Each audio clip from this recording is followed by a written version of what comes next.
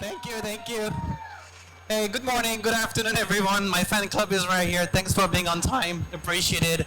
Um, I've been tasked with, if I manage to get my slide up in a sec, to talk about camera, action camera. So look, action camera are a lot of fun, but they can also be very challenging. I'm sure a lot of you are familiar with whether it's a GoPro or a DJI, an Insta360.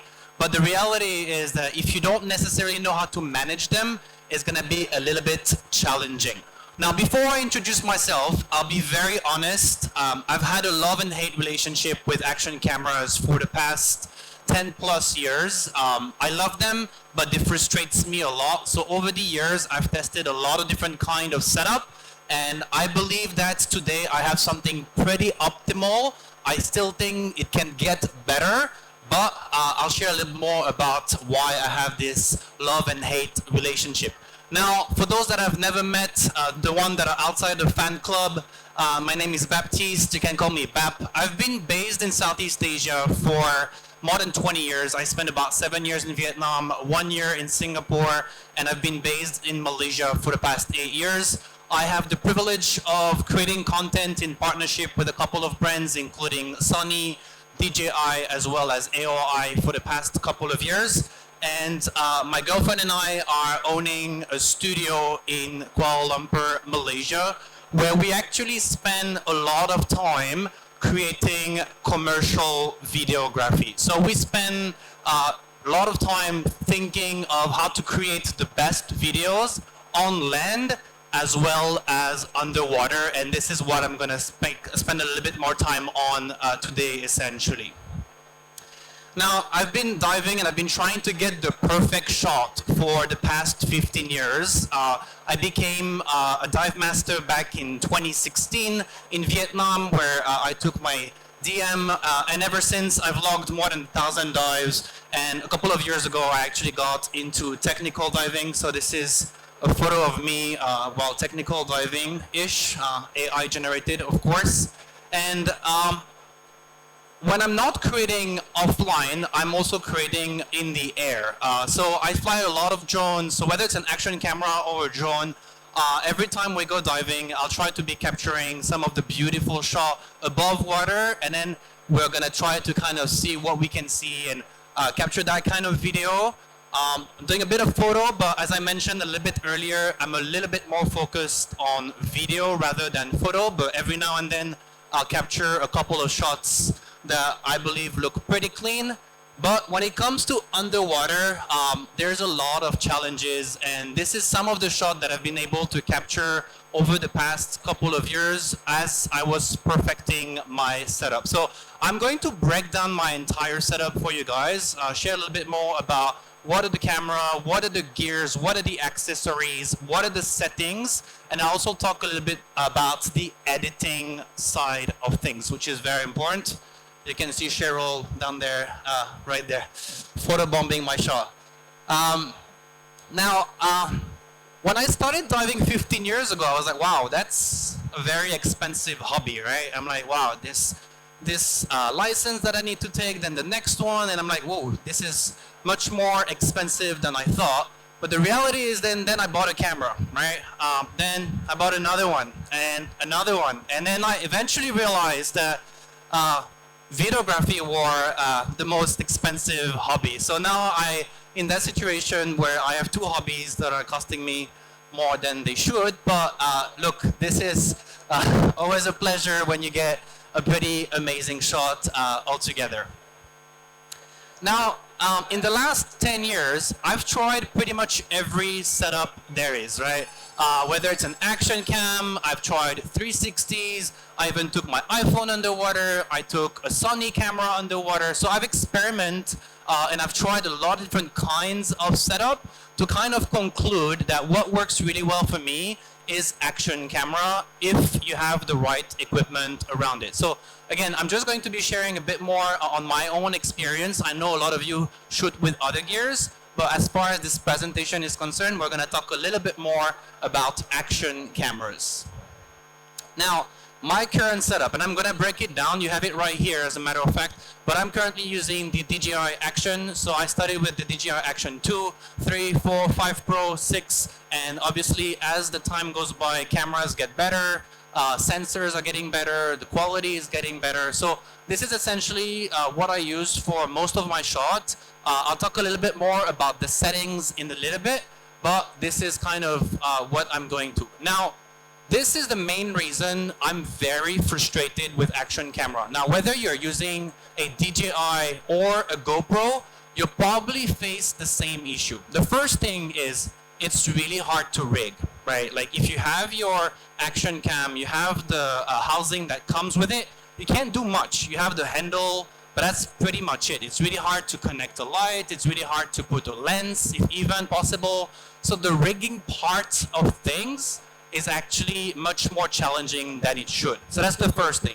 Second, if you've been playing around with action camera, you would have noticed that the focusing distance is not super close, right? So as you get close to your subject, everything is going to be blurry, which to me is a bit of a challenge because most of the time, and I'm sure for a lot of you, you get really excited when you get to be super close to either like a shark or a ray or whatever it is, and then you look at your shot and then it's blurry. So that's the first challenge. The second challenge that you're gonna face. And the last one, which I'm still working on, to be very honest, and I'll share more about this in a little bit, it's a tiny little screen, right? So you're kind of shooting blind. You're always kind of pointing at things, and then when you go back on the boat and you check your footage, you're like, eh, not so nice this one, right? So you thought it was a beautiful shot when you were down there, but then when you look at the footage again, you're like, hey, this one maybe cannot, right? So this is something that frustrates me. So this is why I've been trying to perfect my setup. So this is where the housing from AOI comes into the picture, right? Now you might ask, and I'm sure a lot of you would be like, well, what's the difference, right? I'm not sure what's the difference between this housing versus this housing, but I'm here to tell you why this housing is better than the one that you would get with a GoPro or a DJI, for example. Now, the first thing is the fit. Now, as you evolve, and I'm sure a lot of you have GAS, which is Gear Acquisition Syndrome, like I do. So we buy new cameras every single year for whatever reason. Then you need to buy a new housing most of the time. So the good news with this housing right here, and you have it right here on the table, is that you don't need to change the housing based on the brand or the model. All you gotta do is change the slot, so then you can put either an Insta360, a GoPro, or an action cam, for example. So that's the first thing. Second, the handling is much more compact, which makes it much easier in terms of like having handheld in your hand. You don't need to hold something in order to have a good grip around it. Third is at the bottom right here, you have the ability to actually screw your rig around it, which makes it super easy to attach anything, and I'll go into some of the details later on, but that's a massive advantage in terms of making sure that you have a pretty streamlined setup. Fourth, right here, you have the ability to add wet lenses, so that's definitely a pro. And then obviously, if you are looking at depth rating, you have the ability to go a little bit deeper than if you are using the original GoPro or DJI housing. So that's pretty much why I've chosen this housing over the original from DJI. Now, essentially, when you combine the camera plus the housing plus the wet lens, and I'll talk to you a little bit more about wet lenses in a little bit and why they matter so much, that's kind of the setup that you have right here, which is a very streamlined setup, but also the ability to have different wet lenses will increase the quality of the shots significantly. Now, let me talk to you a little bit more about wet lenses. Because I'm a land videographer, I'm very familiar with lenses, and when it comes to action camera, usually you don't really have to talk about lenses, right? But this is where you have to kind of consider a good thing for two reasons. The first one is that it's going to increase the quality of your footage drastically. And I'm going to show you a few examples of what things look like with a wet lens versus without in a second. And the second, if you guys are into macro videography, you would know that an action camera is not able to do any sort of macro, unless you have a macro lens like you do right here. So this is a macro wet lens, which is essentially going to turn your action camera into a mini macro video setup. Now, the first advantage and why you should be using a wet lens is that it's going to reduce the focusing distance from about 30 cm to about 8 cm, which basically means that you're able to get much closer to your subject and capture much more detail. So that's the first thing that I like a lot about it. Here's a bit of an example where here you don't have a wet lens. You can see that the front is very blurry. The camera is not able to grab the focus at all. But when you have the wet lens on, you can see that even the front of the image is actually really sharp because you have the ability to go as close as 8 centimeter. Few settings. I'll talk a little bit more about the settings in a little bit, but this is essentially the kind of output that you have. Second is this wet lens right here. So not the macro one, the wide angle one, which is right here, will give you the ability to actually be much wider. So by default, whenever you're using an action camera, depending on the settings that you're going to be using and so on, you're going to have the equivalent of a 16 or a 20 mm if you turn on stabilization and so on. But by using a wet lens, you actually have the ability to be much wider, which kind of gives you much more room to kind of crop in post or do whatever you want. So again, this is the exact same reef, one without the wet lens and one with the wet lens. So you're seeing like essentially how much more real estate I'm actually able to capture by just adding a wet lens on top of my action camera. And the third thing, because it's glass, it will enhance the clarity and the sharpness of your footage. So if you're quite particular, anal about the quality of your shot, you would realize that a lot of the shot that you're getting from action camera are a little bit soft in terms of the quality. So this is where the lens actually really helps with the sharpness as well as the clarity. So again, here as an example without, and this is the example with, where you're seeing essentially the footage to be much wider and overall like much sharper. Again, if you were to zoom in, I know we're looking not at the best screen in the world right now, but if you were to zoom in, you'd be able to see how much clarity you would be getting from using a wet lens altogether, okay? Now, the good news is you don't necessarily need to use any of these housing in order to use wet lenses. You can actually use the original casing. All you gotta do is get the adapter from AOI, and then with this adapter, which you're going to be plugging on your GoPro underwater housing or your DJI underwater housing, you'll have the ability to use wet lenses as well. So if you're not looking at upgrading your setup massively, you also have the ability, and I would say that this is probably the simplest, or like the most simple thing you can do in order to elevate the quality of your footage altogether. Now, the fourth element that comes into the picture is this ring right here, which is essentially what you're seeing right here. Because again, it's not only about the camera. The camera matters, the camera is important, the lens matters, the settings will matter, but having the right tool to make sure that you're going to be shooting comfortably is really important. Again, as I mentioned a little bit earlier, it's really hard, or it can be a little bit challenging from time to time to frame properly or to be steady or not to be so shaky. So having the rig around and having that ring around your camera like you do right here not only allows you to have a much better grip around it, but also installed those floating arms so then you can attach the lights, which I'm going to talk about in a little bit. Now, one of the questions that I get the most as I dive and travel around is which camera do you use? Which camera do you use, right? The reality is that the camera matters, the camera is important, but lighting is just as important. So this is the model that I'm currently using. AOI has plenty of options, but you gotta remember that depth is essentially gonna eat all the colors. So the deeper you go, the less colors you're gonna have. But having the lights is essentially what's gonna bring the colors back. So if you're looking at elevating the quality of your action camera footage altogether, adding the lens is important, but making sure that you have lights is going to significantly increase the quality of your footage pretty much instantly, because essentially you are going to be bringing the colors back onto the footage. There's no amount of editing that can make up for this, right? You can shoot in D-Log, you can shoot in 10-bit, 12-bit, whatever you want. If you do not have the color in the footage, bringing them back in post is actually going to be really challenging, which is why having lights is really important.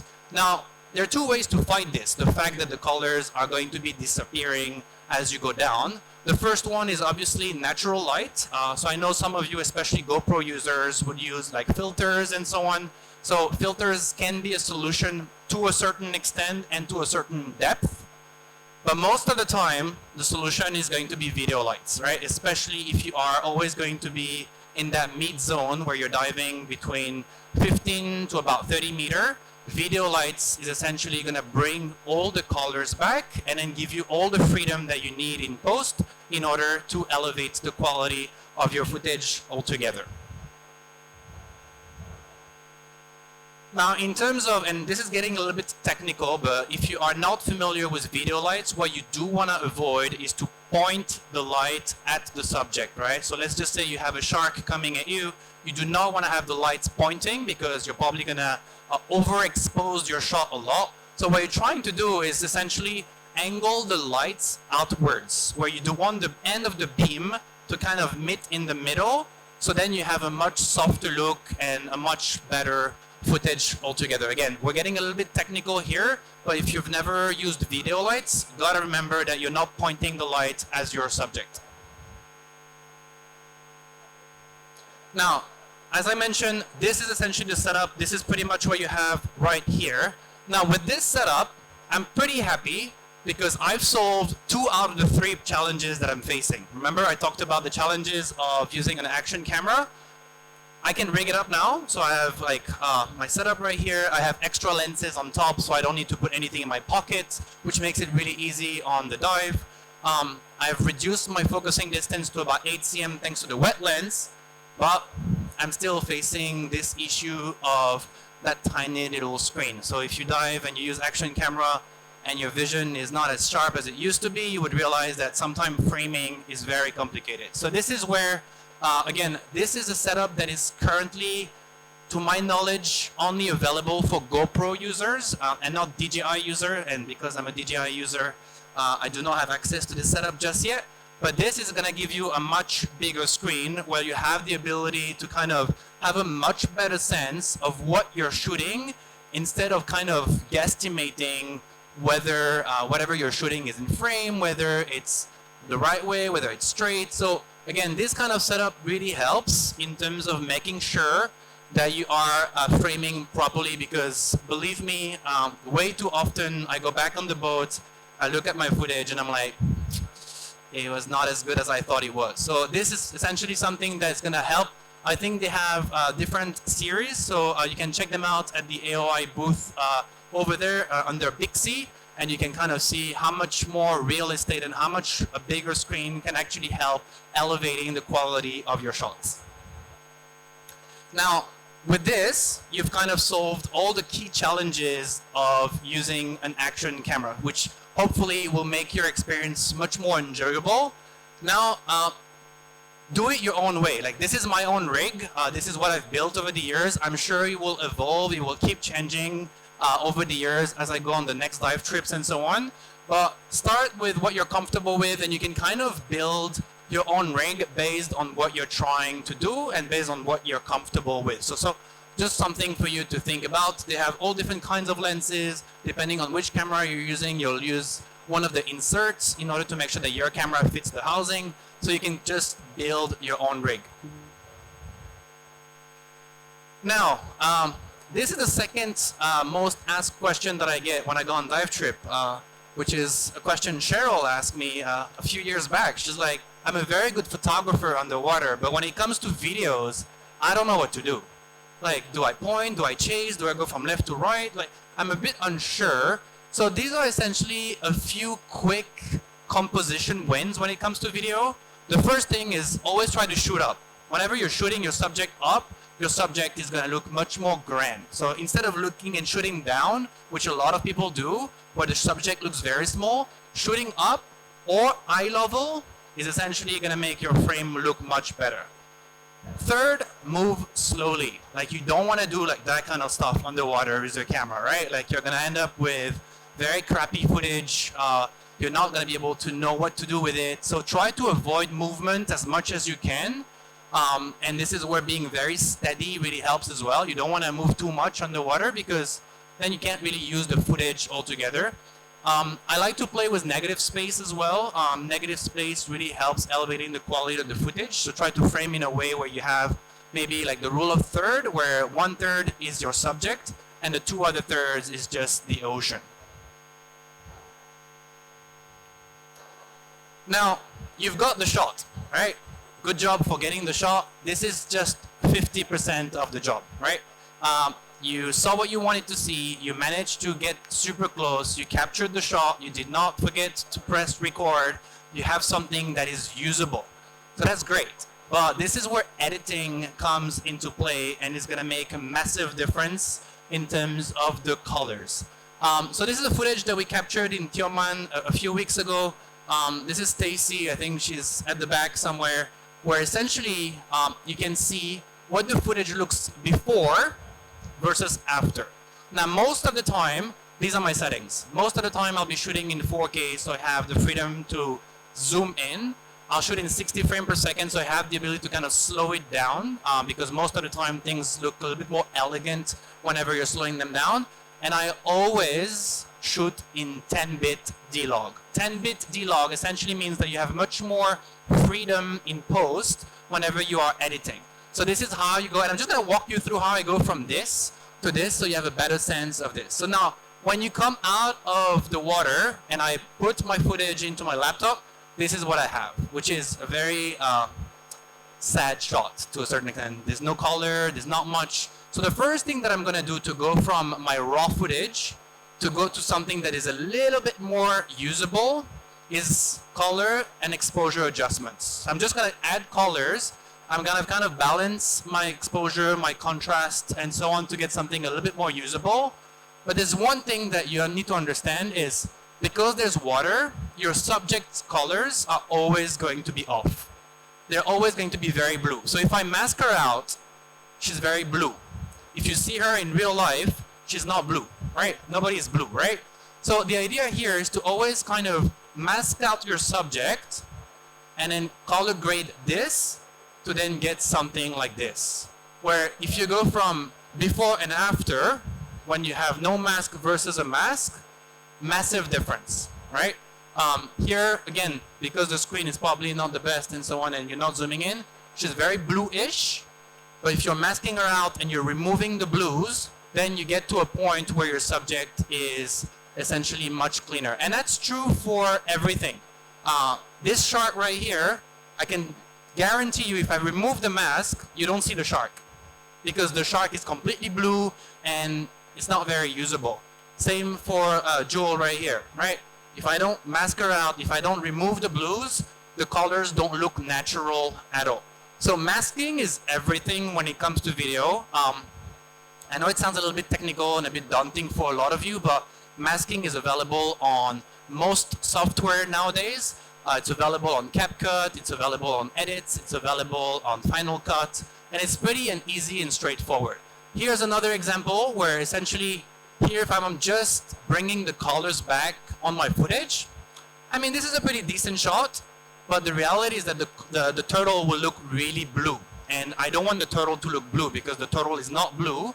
So essentially here again, I'm going to create a magnetic mask of my subject, tone down on the blue, to then essentially have a turtle that stands out much more than it would if you were to not do the mask. And this is kind of, again, a bit of like side by side, where you can kind of see the difference between masking out the subject and not masking it out, okay? Colors are the same. The only difference between the left and the right is that on the right, I've masked out the turtle, I've toned down the blues, and then I was able to get something that is much closer to real life than if I wasn't, okay? Everybody's a masking expert by now? Yeah? Some of you? Come find me after, I'll show you how to mask. Cheryl, you should know. Anyway, that's pretty much all I have to share with you guys today. If you don't remember anything that I've shared, a couple of stuff. So this is essentially a couple of things that you need to think of before you dive. Make sure that your camera settings are in place. Make sure that you're shooting in 10-bit D-Log if you want to have the ability to kind of tweak the footage the way you want. Make sure that you have a rig that you're comfortable with. Make sure that you have learned how to use your rig, that your lights are properly set up in order to make sure that you're not going to overexpose your shot. During the dive, try to avoid big movement with the camera as much as possible. Try to stay as steady as you can. Try to get as close as you can to your subject in order to kind of have it popping on your footage. And then whenever you're back on the boat and you feel like learning something new, grading your footage is essentially going to help you tremendously in taking your footage from something okay to something great. And hopefully that will help getting much better shot. I just want to thank a couple of people, Jackson, Cheryl, Jewel. They've been a big part of my adventure with Action Cam in like rigging it up, testing it, trying to understand how it works, spend long hours trying to understand what's the best rig and so on. So I just want to use this opportunity to thank all of you for being a part of this journey. I want to thank AOI, Nick, more specifically. Nick, you've been very important role in all of this, in listening to all my complaints and be like, hey, I don't know how to do this, help me out, and all that kind of stuff. So a big thank you to everyone. I'm happy to stay around to take a few questions if you guys have, but if you want to stay in touch, this is my Instagram. You can check out some of the work that we do. It's not only underwater stuff, but every now and then, whenever we go on a dive trip, you will see the splurge of underwater content. With this, dive safe, and thank you very much for having me, guys.